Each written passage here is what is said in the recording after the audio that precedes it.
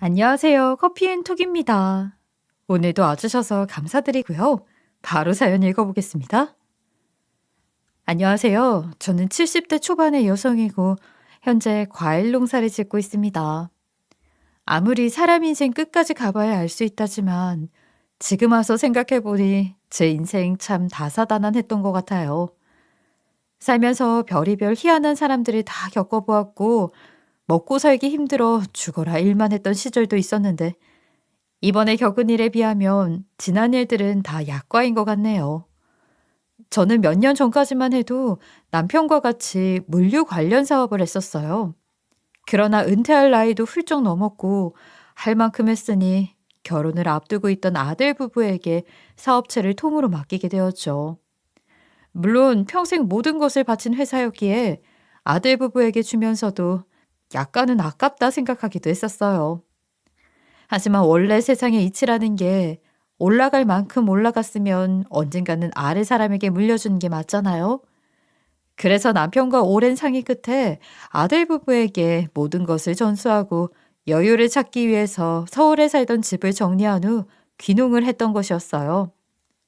사실 저는 귀농을 하게 되면서 남편과 소소하게 동네 사람이나 관광객들을 대상으로 과일을 팔았어요. 뭐 돈을 벌기 위해서 시작한 것은 아니었고 소일거리 정도로 생각했기에 나름 만족하면서 살고 있었죠. 그런데 어느 날 며느리가 저에게 인터넷 판매를 제안하더라고요. 어머니, 판매하시는 과일들 인터넷 판매 한번 해보실 생각 없으세요? 인터넷 판매? 아이, 나는 늙어서 관리할 줄도 모르고 어떻게 해야 할지도 몰라. 그리고 이 나이에 동네에서만 소일거리로 팔면 됐지. 무슨 욕심이 있다고 인터넷 판매까지 해.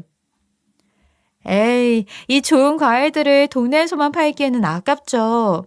저희 부부 곧 결혼하니까 앞으로 관리는 제가 해드릴게요. 어머니는 그냥 주문이 들어오면 택배 기사님께 물건만 전해주시면 될 것 같은데 어떠세요?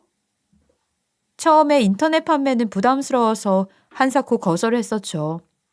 그런데 며느리는 내심 아까웠는지 자꾸만 인터넷 판매를 하자고 설득했어요.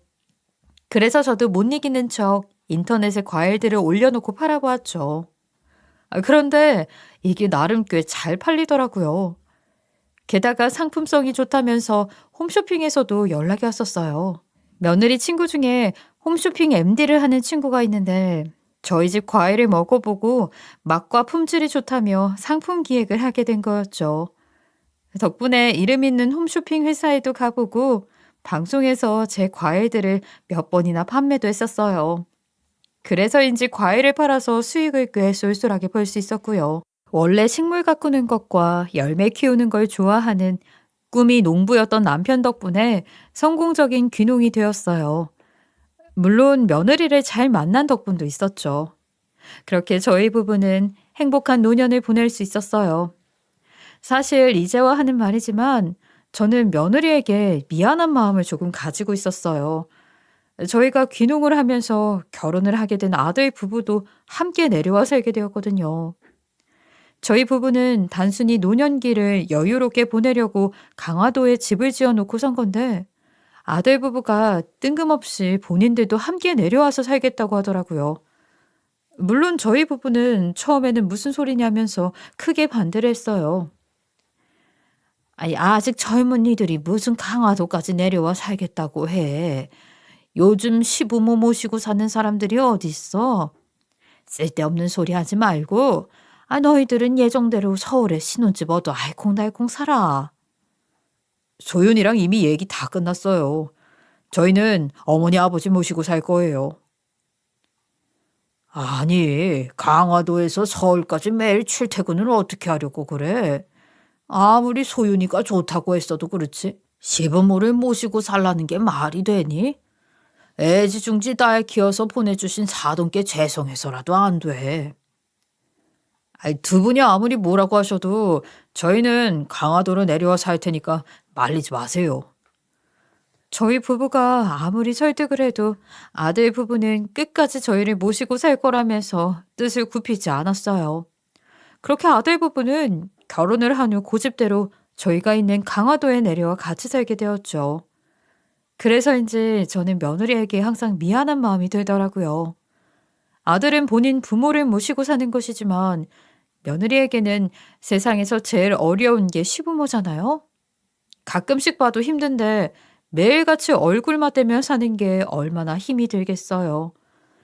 게다가 신혼 때 둘이 깨볶으면서 알콩달콩 살아야 하는데 아무래도 시부모가 한 집에 있으니 며느리가 이리저리 눈치만 볼 게 뻔했죠. 그래서 저는 며느리에게 항상 미안한 마음을 가지고 딸처럼 아껴주려고 노력을 많이 했어요. 저희 며느리는 참 착하고 예뻤죠. 예쁘장하게 생겨서 평소 애교도 많은 편이었고 보기와는 다르게 싹싹하고 착실한 게 마음에 들었던 것 같아요. 게다가 일하는 능력도 좋은 편이었어요. 사실 며느리는 결혼 전에 조그마한 회사에 다니고 있었어요. 그런데 두 사람이 연애를 하게 되면서 아들이 같이 일을 하자는 제안을 했던 것이었어요. 처음에 며느리는 이런 식으로 회사에 들어가는 건 아닌 것 같다면서 거절을 했어요. 그런데 아들은 끝까지 설득을 했다고 하더라고요. 그렇게 며느리는 저희 부부가 물려준 회사에 들어가서 일을 하게 되었어요. 물론 관련 업계에 있었던 것이 아니었기에 며느리를 스카우트했다는 아들의 이야기를 듣고 나서 저희 부부는 걱정이 참 많았죠. 그러나 멀리서 지켜보니 며느리는 여러 방면으로 능력이 출중한 사람이더라고요. 게다가 둘 다 워낙 일하는 것을 좋아하고 즐기는 편이다 보니 성과도 좋았어요. 그래서인지 저는 두 사람에게 회사를 맡기길 잘했다는 생각을 하게 됐죠. 물론 남편도 두 사람의 능력을 인정하고 참 좋아했어요. 그런데 며느리는 회사 일뿐만 아니라 집안일까지도 꼼꼼하게 신경을 쓰더라고요. 회사 일이 정말 바빠서 정신이 없을 텐데도 전혀 힘든 티를 내지 않고 직접 집안의 대소사를 꼼꼼히 챙겼죠. 그래서 저는 며느리 하나는 참 잘 들였다 생각했던 것 같아요. 어머니, 시할아버지 제사 다음 주 토요일 맞죠? 어디 보자. 달력 보니까 벌써 그렇게 됐네. 하마터면 까먹을 뻔했는데. 아이 고맙다 우리 며느리. 에이, 저도 이제 이 집 식구인데 집안의 큰일 정도는 알고 있어야죠. 어머니 올해 시할아버지 제사 준비는 제가 할게요. 아예 아니야. 회사 일도 바쁠 텐데 내가 알아서 할 테니까 소윤이는 신경 안 써도 돼. 아니에요, 어머니. 저도 이 집안 며느리인데 이런 일에 나서서 챙겨야죠. 저는 이렇게 집안 대소사를 며느리가 나서서 기억해주고 챙겨준 것만으로도 너무 고마웠어요. 그러나 며느리는 회사 일을 하면서도 시할아버지 제사를 직접 나서서 챙기더군요. 저는 항상 동해 번쩍 서해 번쩍 하는 며느리가 한편으로는 안쓰럽기도 하고 또 한편으로는 참 예뻤던 것 같아요. 요즘 시대에 시댁 일을 하나하나 챙기는 며느리 찾아보기 힘들잖아요. 며느리가 시댁살이를 하면서 얼마나 힘들지 아니까 저는 최대한 신경 쓰는 일이 없도록 하려고 노력을 많이 했던 것 같아요. 그리고 주말이나 공휴일에는 아무것도 하지 말고 푹 쉬라고 했었죠. 그런데 착한 며느리는 쉬는 날에도 항상 제 옆에 붙어서 농사일까지 도와주더라고요. 게다가 인터넷 판매일까지 하나하나 챙겨주면서 한시도 쉬질 않았어요. 그래서 저는 그런 며느리가 너무 예뻐서 좋은 것들이 생기면 먼저 챙겨줬고 사돈께도 매년 최상품으로만 골라서 과일들을 보내드리곤 했죠. 그런데 아들 부부가 결혼 3년 차가 되었을 때 제 남편이 갑작스럽게 쓰러진 적이 있었어요. 함께 과수원에 나가 일을 하고 있던 상황이었는데 갑자기 심정 쪽을 붙잡고는 정신을 잃었어요.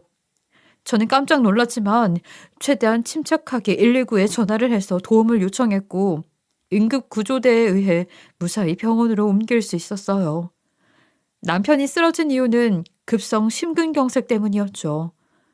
그래도 곧장 신고를 했고 최대한 빠르게 병원으로 옮겨졌기에 저는 금방 회복할 수 있을 줄 알았어요. 병원에 도착하자마자 곧장 수술도 진행했거든요.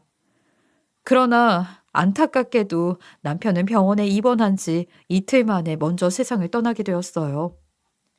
저는 마지막 인사도 못하고 이렇게 갑자기 남편을 떠나보내게 될 줄은 생각도 못했어요.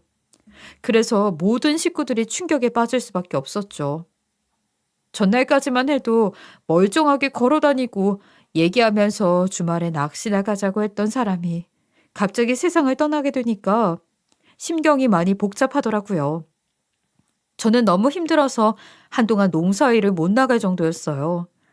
그런데 고맙게도 며느리가 저의 마음을 알고 있었던 것인지 회사에 휴가를 내고 저 대신 농사일을 맡아서 해주었어요. 사실 쉬면서도 주문이 들어온 게 꽤 있어서 이걸 어떻게 해야 하나 걱정을 하고 있던 상황이었어요. 그런데 며느리가 이렇게 휴가까지 내고 맡아서 처리를 해주니까 너무 고마웠죠. 그렇게 저는 남편을 떠나보내고 나서 한동안은 눈물로 시간을 보냈어요. 그래도 시간이 약이라는 말이 있더니 몇 주를 눈물로 보내니까 어느 순간 산 사람은 살아야지 하는 생각이 들더라고요. 제가 힘들어하면 할수록 함께 살고 있는 아들 부부도 같이 힘들어할 것을 알았기 때문에 쉽지는 않겠지만 다시 힘을 내보기로 했죠. 그렇게 마음속에서도 남편을 떠나보낸 후 저는 정말 죽어라 일만 하면서 살았던 것 같아요.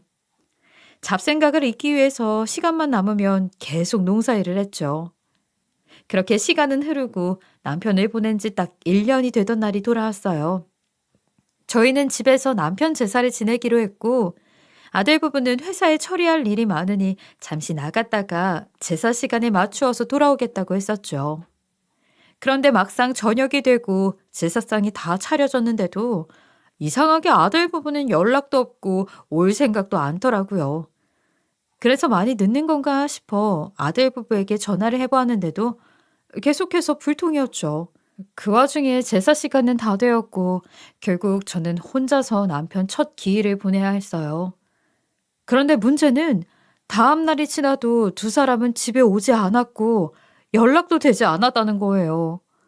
전날은 다 큰 성인에게 무슨 문제가 있을까 싶어 그냥 회사 일이 바쁜가 보다 하며 지나갔는데 이쯤 되니 저는 혹시 무슨 일이 있는 건가 싶어 걱정이 되더라고요. 그래서 경찰에 신고라도 해봐야 하나 하면서 고민을 하고 있었어요. 그런데 그날 저녁 며느리에게 전화 한 통이 걸려왔어요. 어머니, 죄송해요. 아버님 첫 기일에 저희가 참석을 해야 했는데. 너희들 혹시 무슨 일 있었니? 왜 전화도 안 되고 집에 오지를 않아? 안 그래도 오늘 저녁까지 안 오면 내 경찰에 신고할 참이었다. 어머니, 사실은 아버님 제삿날에 저희가 강화도로 내려가다가 사고가 났어요. 그래서 재민 씨가 지금 의식이 없어 일어나지 못하고 있어요. 뭐, 뭐라고? 그게 무슨 말이야? 우리 재민이가 의식 없이 일어나지도 못하고 있다니.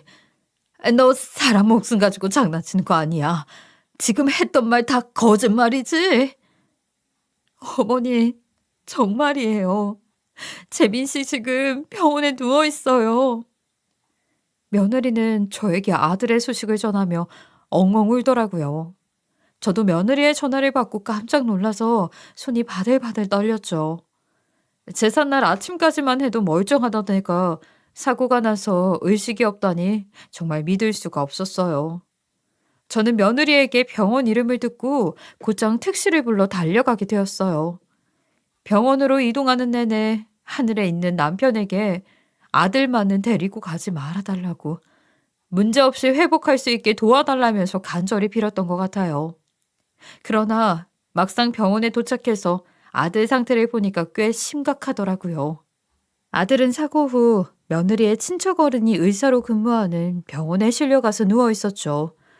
도착하자마자 이야기를 들어보니까 아들은 현재 식물인간 상태라고 하더라고요. 정말 하늘이 무너진다는 게 이런 기분이구나 싶었어요.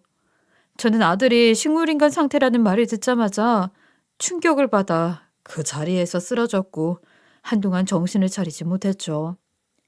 그리고 링거를 맞고 겨우 깨어났을 때 며느리가 조심스레 제 앞으로 다가왔어요.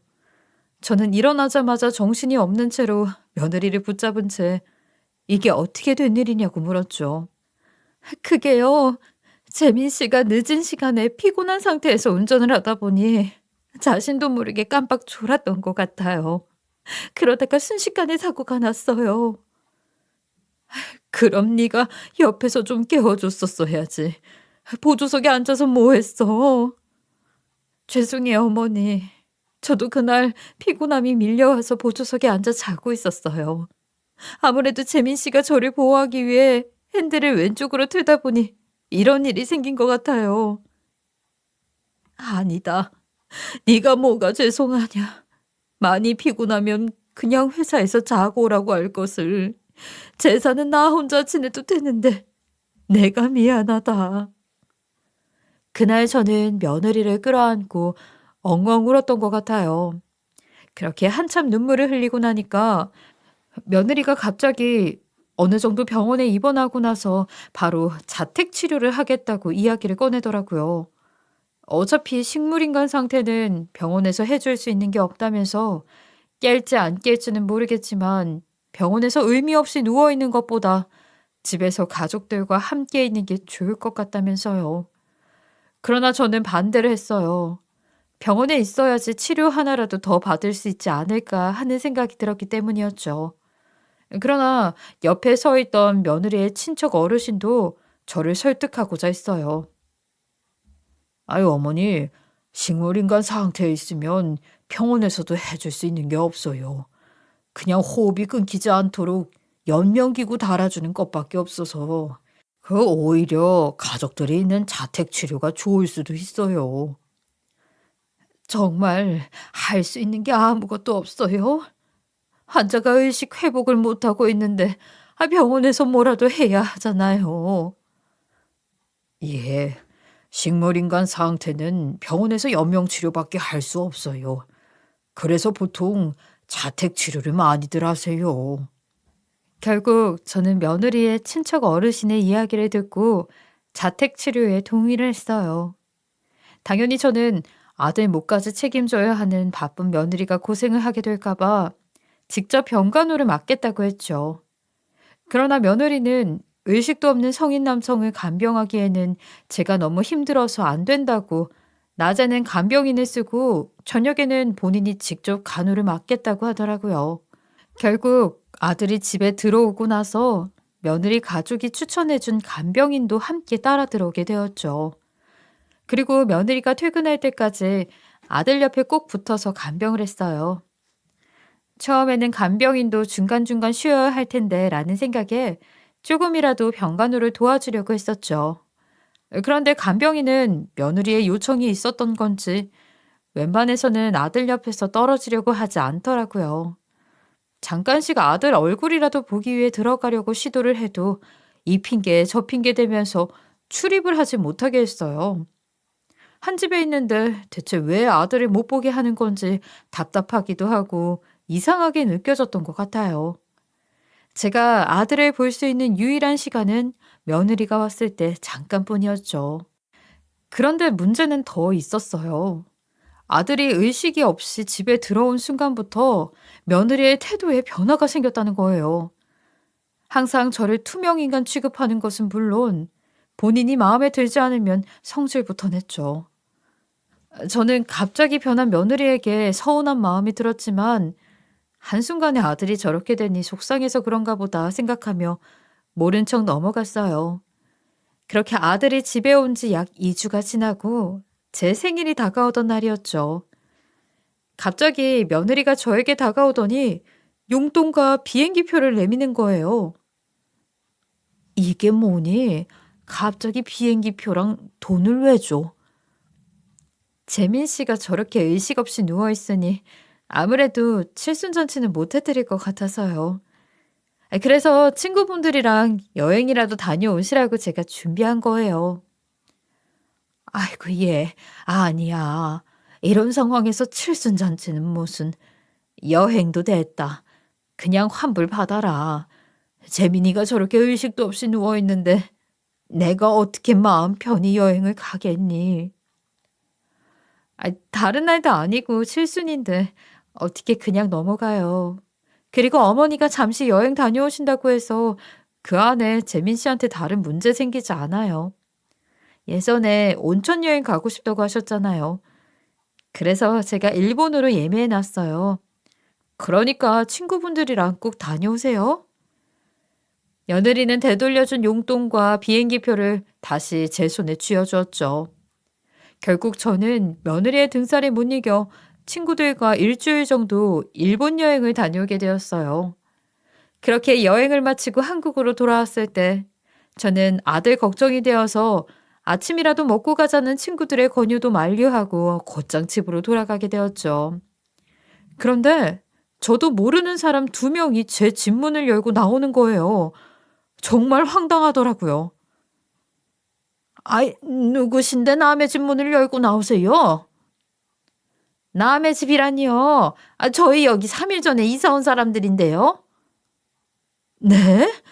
그게 무슨 말씀이세요? 여긴 제 집인데. 집에서 나온 사람들은 제 집이라고 자꾸 우기니까 잠시만 기다리라고 하더니 집 안에서 계약서를 들고 나왔어요. 그리고는 저에게 보여주면서 본인이 일주일 전에 계약하고 3일 전에 이사를 온 것이라고 했죠. 그런데 어이가 없었던 것은 저도 모르는 도장이 그곳에 찍혀 있었다는 거예요. 그리고 집뿐만이 아니라 제 소유의 땅까지 함께 매매 계약이 되어 있었죠.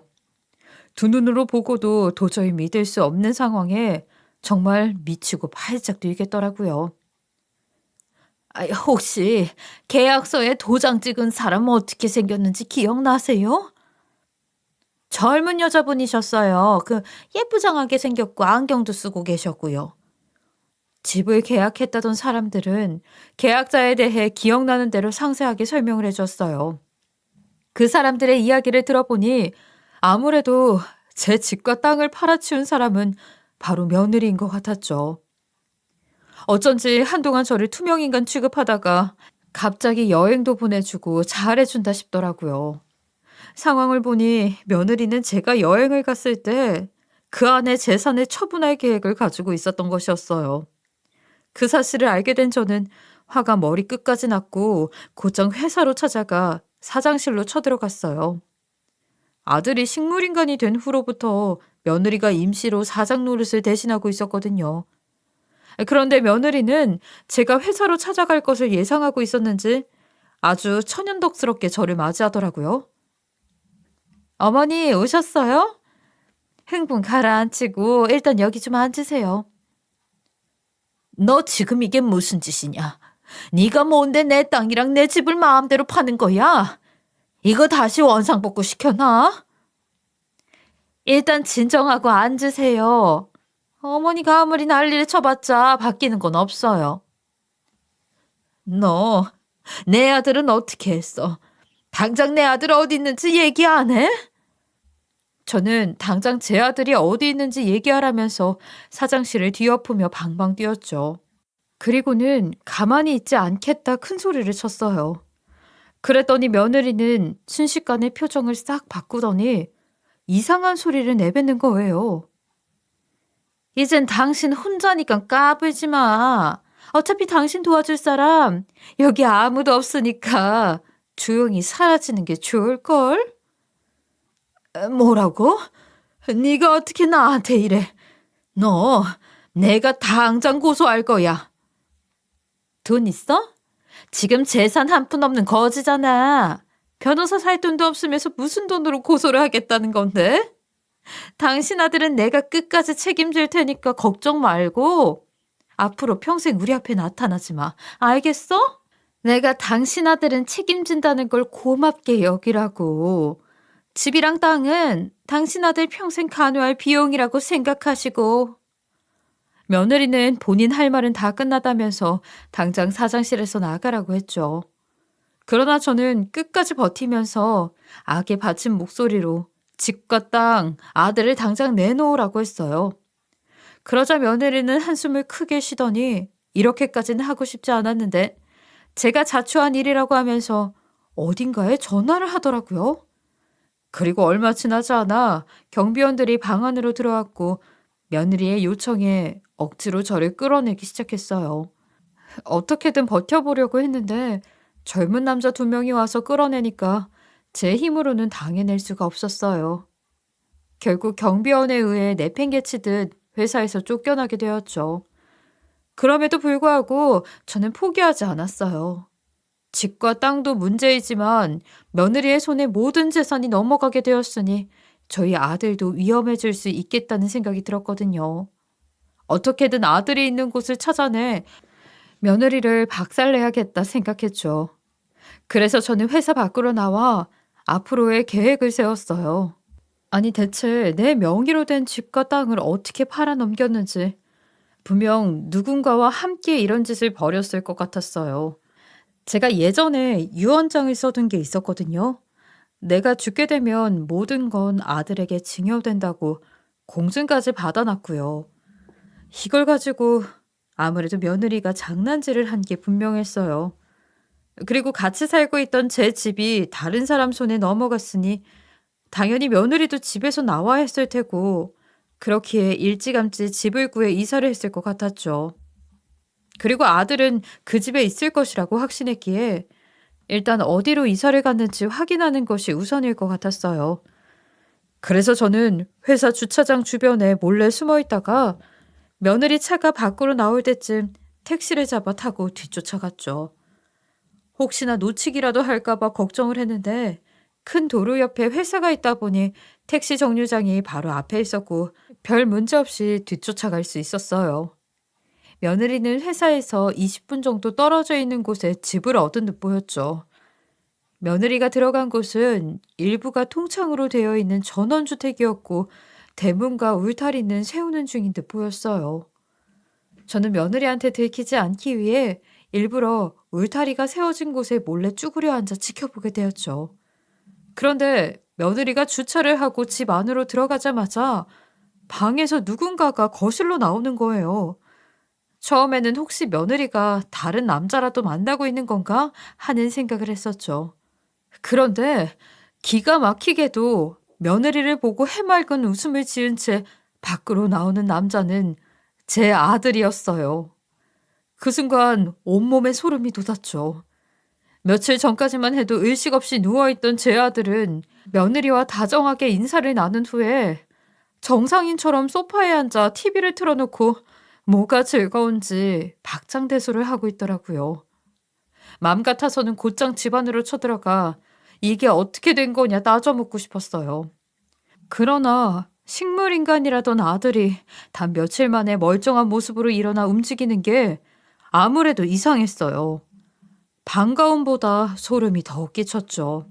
그리고 사고가 나서 며칠 만에 깼다고 해도 저를 찾지 않고 새로 구한 집에 들어가서 아무렇지 않게 잘 지내는 모습 또한 수상했어요.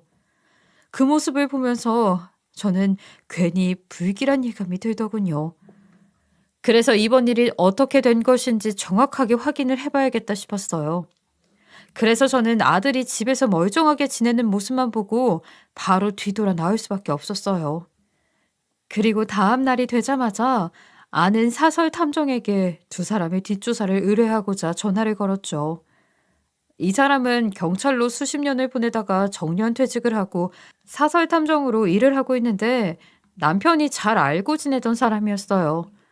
그래서 저도 안면을 트고 있었고 남편이 세상을 뜨고 나서도 종종 안부 문자를 주고받았죠. 안녕하세요. 잘 지내고 계시죠? 예, 그럼요. 사모님도 건강 괜찮으시죠? 제가 한번 찾아뵙고 인사를 드려야 하는데 요즘 의뢰가 많아서 그럴 정신이 없네요. 일이 바쁘면 좋죠. 다음에 시간 되시면 식사 같이 해요. 예. 그런데 사모님, 아침 일찍부터 무슨 일이세요? 목소리가 안 좋은데 혹시 집에 무슨 일이라도 있으신 거예요? 아이, 다름이 아니라 제가 의뢰를 할 게 있어서요. 최대한 빨리 좀 해주셨으면 하는데 가능할까요? 예? 사모님이 의뢰하실 게 뭐가 있다고? 제 아들이랑 며느리 뒷조사를 좀 해주셨으면 좋겠어요. 저는 사설 탐정에게 간단히 사정을 설명했고 두 사람의 뒷조사를 부탁했어요.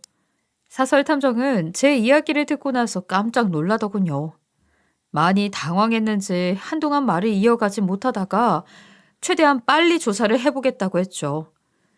사실 저도 처음에는 이렇게까지 해야 하나 싶어서 고민하기도 했어요. 하지만 제가 두 사람을 하나하나 쫓아다니며 이게 어떻게 된 일인지 알아낼 수 없는 노릇이더라고요. 몸도 고생이지만 어디서부터 어떻게 알아내야 할지 막막했어요. 그래서 이런 일을 전문적으로 하는 사람에게 맡길 수밖에 없었어요. 저에게 의뢰를 받은 사설 탐정은 아들과 며느리에 대한 간단한 정보를 물어보았어요. 그리고 어느 병원에서 식물인간 진단을 받은 것인지도 확인을 했죠. 저는 알고 있는 대로 다 털어놓았고 사설 탐정은 빨리 알아보고 연락을 주겠다고 했어요. 그렇게 사설 탐정이 여기저기 아들과 며느리에 대해 알아보고 다니는 동안 저는 피가 마르는 시간을 보내야 했죠. 자꾸만 불길한 생각이 들었거든요. 그래서 제발 아들은 이번 일에 연루가 되어 있지 않았으면 하는 마음으로 하루하루를 보냈어요. 그렇게 약 일주일 정도의 시간이 지났죠. 아침 일찍부터 기다리고 기다리던 사설 탐정에게 연락이 오더라고요. 사설 탐정은 저에게 조사가 다 끝났다면서 잠시 만나자고 했어요. 그래서 제가 임시로 구해놓은 숙소 주변에 있는 카페에서 사설 탐정을 만나게 되었죠. 안녕하세요, 사모님. 오랜만에 이렇게 뵙네요. 의뢰하신 대로 아드님이랑 며느님에 대해 알아봤습니다. 혹시 저희 아들도 이번 일에 연관이 있던가요? 예, 아마도 그런 것 같아요. 식물인간 진단받은 병원에 가서 몰래 알아봤더니 아드님이 식물인간인 척을 했다더라고요. 그리고 식물인간으로 진단한 의사는 며느님께 일정 금액을 받고 이 일에 동조를 한 것 같고요. 설마 했는데 정말로 그런 짓을 한 거예요? 예. 그리고 며느님이 집과 땅을 어떻게 처분했는지도 알아보았는데 아무래도 서류 조작을 한 것 같아요. 도장은 회사 주변에 있는 곳에서 몰래 만들어서 계약서에 사용한 것 같고요. 관련 자료 여기 있으니 확인해 보시면 됩니다. 예, 감사해요. 그렇게 사설 탐정은 저에게 알아본 것들을 건네주고 갔고 저는 그것들을 확인해 본 후 곧장 경찰서로 향했습니다. 사실 아들도 이 문제에 함께 연루가 되어 있다 보니 엄마로서 그냥 덮고 넘어가야 하나 하는 생각도 했어요. 그러나 그냥 모른 척 덮고 가기에는 너무 엄청난 일이었고 두 사람이 마땅히 죗값을 받고 반성을 해야 한다고 생각했어요. 그리고 이 세상에 영원한 비밀은 없으니 제가 묻고 넘어간다고 해도 언젠가는 터질 문제라는 것을 잘 알고 있었어요. 그래서 마음은 아프지만 사설 탐정을 통해 알아본 것들을 바탕으로 두 사람은 경찰서에 신고했습니다. 신고가 들어가자 경찰들은 본격적으로 아들 부부에 대한 조사를 시작했어요. 잘못된 방법으로 집과 땅을 판매한 정황은 물론 친척 의사를 통해 식물인간인 것처럼 꾸민 것들을 모두 조사하기 시작했죠. 당연히 예상했던 대로 아들 부부는 이번 일로 인해 경찰서에 잡혀가서 조사를 받아야 했어요. 사설 탐정이 알아봐준 대로 며느리는 의사로 있는 친척 어른에게 돈을 주고 그런 짓을 시킨 것이 맞았고 서류 조작을 통해 제 집과 땅을 판매해 돈을 챙긴 것이 밝혀졌죠.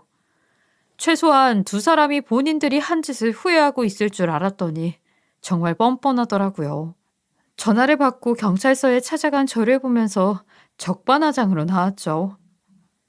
엄마가 어떻게 그럴 수 있어? 자식을 신고한 게 말이 돼? 아무리 내 배로 낳은 자식이라고 해도 잘못을 했으면 벌을 받아야지. 어머니가 뭔가 잘못 알고 계신 것 같은데 가족끼리는 고소해도 처벌 안 받아요. 어차피 저희 둘 조사만 받고 풀려나게 될 거라고요.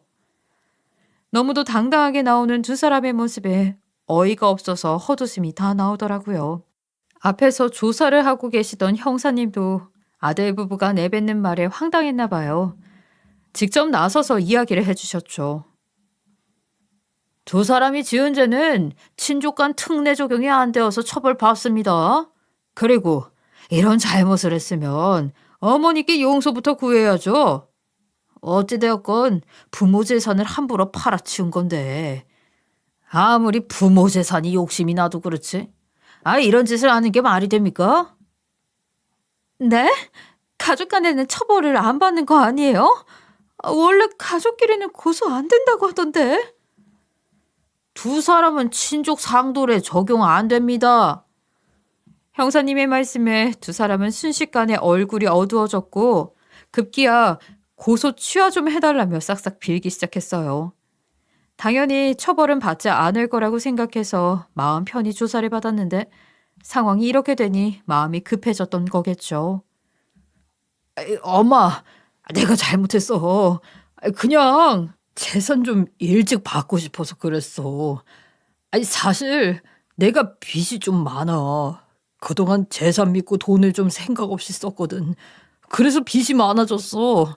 그래서 어쩔 수 없이 이런 짓을 벌인 거야. 엄마, 용서 좀 해줘. 아들인데 용서해 줄 거지? 하나뿐인 아들이 옥에 갇히는 거 엄마도 싫잖아. 그러니까 고소 취하해 주라. 어? 어머니, 제가 잘못했어요. 이렇게 두 손 모아 빌 테니까 고소 취하만 해주시면 안 될까요? 아니, 너희들은 죄값 반드시 받아야 해. 어떻게 부모를 상대로 이런 사기를 쳐? 두 사람은 제 바짓가랑이를 붙들고 한 번만 용서해달라고 했지만 저는 그럴 생각이 없었어요. 부모 자식 간의 인연을 끊자고 한 후 그대로 경찰서를 나와버렸죠. 이번 일을 통해 아들과 며느리는 저희 부부를 모시기 위해 강화도에 들어왔던 것이 아닌 재산을 싹싹 긁어 모아가기 위해서 일부러 들어왔던 것이라는 게 밝혀지게 되었어요. 그리고 저에게 이런 짓을 하게 된 이유는 아들놈이 말했던 대로 빚이 어마어마하게 많더라고요. 회사 자금까지 끌어다가 사치를 부리는데 돈을 펑펑 썼어요. 머리끝부터 발끝까지 명품으로 휘감고 다녔던 거였죠. 저는 평생 명품을 가져본 적이 없기에 얘네들이 입고 들고 신고 다니는 게 명품인 줄도 몰랐네요. 그리고 먹는 것도 아무거나 안 먹고 다녔다고 하더라고요. 지애미한테는 분식이나 사주면서 지들은 매 끼마다 1인당 20만 원씩 하는 고급 식당에서 밥을 먹었다더군요. 그리고 남편이 세상을 떠난 후 가지고 있던 재산이 모두 아내인 제 손에 들어오자 한 푼이라도 더 건지려고 했던 것이었어요. 결국 두 사람은 이번 일로 처벌을 받게 되었어요. 그리고 집과 땅을 팔게 된 돈과 저 몰래 가지고 간 통장에서 인출한 돈은 다시 토해내야만 했죠. 이뿐만이 아니라 당연히 처벌을 받게 되면서 두 사람은 회사도 나와야 했어요. 또 며느리를 도와서 돈을 챙기고 아들이 식물인간이라고 진단을 한 의사도 의료법 위반으로 함께 처벌을 받아야 했어요. 그 의사가 며느리의 친정 쪽 친척이었는데 이번 일로 인해서 며느리 친정 쪽 식구들 사이는 갈라져 악연이 되었다고 하더라고요. 그리고 아들 부부는 순간의 욕심 때문에 누구보다 경제적으로 힘들게 살고 있는 상황이에요. 현재 아들은 배달 일을 하고 있다고 하고 며느리는 식당에서 서빙을 하고 있다고 하더라고요. 저에게 돈을 돌려주기 위해 집과 땅을 팔아서 매매한 신혼집도 얼마 살지 못하고 나와야 했어요. 그로 인해 지금 두 사람은 좁은 단칸방에서 살고 있다고 해요. 그리고 아들 부부가 운영했던 회사는 언제까지 자리를 비워둘 수 없어서 전문 경영인을 찾아 넘겨주게 되었죠. 처음에는 경험도 있으니 제가 맡아서 운영을 할까 생각해보기도 했는데 이제 다 늙어서 얼마 앉아있지도 못할 것 같더라고요. 그래서 제2의 방안으로 전문 경영인을 찾게 된 것이었어요. 그리고 저는 아들 부부와 여전히 인연을 끊은 채 살고 있죠. 물론 두 사람은 죗값을 치르고 저에게 찾아와 용서를 구했어요.